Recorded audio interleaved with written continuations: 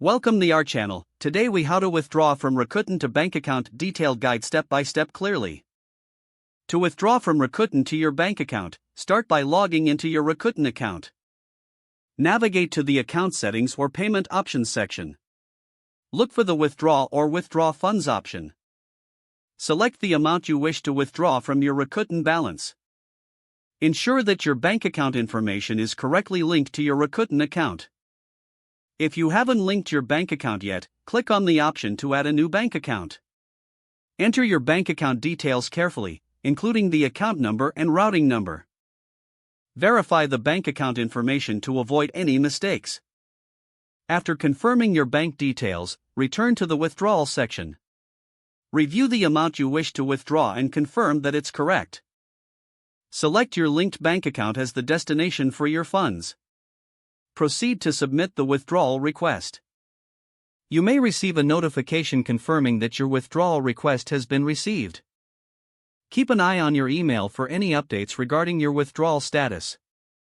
Withdrawal processing times can vary, so be patient as it may take a few days. Once the funds are transferred, check your bank account to ensure the money has been deposited. If you encounter any issues during the process, refer to Rakuten's customer support for assistance. If the page does not load, refresh the browser or try again in a private or incognito window. Make sure you are using the correct email address, then retype it carefully to avoid small typos.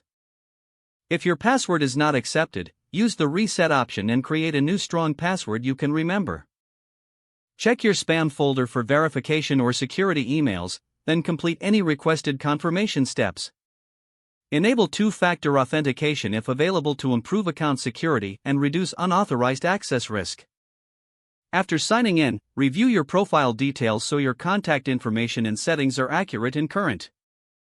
If you see an error message, note it down and try again after restarting your device and internet connection.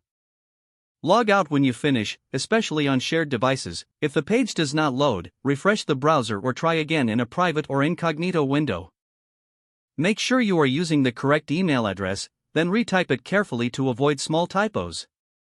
If your password is not accepted, use the reset option and create a new strong password you can remember.